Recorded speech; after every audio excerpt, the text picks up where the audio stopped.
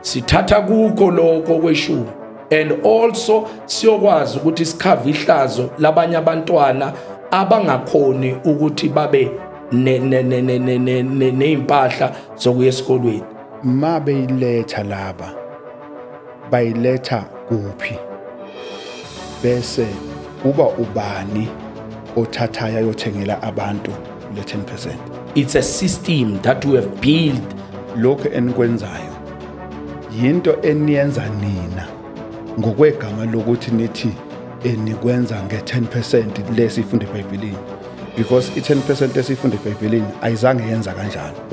Look, Malak chapter 3 verse 10 uthi bring all the full 10% in my storehouse so that there may be food in my house.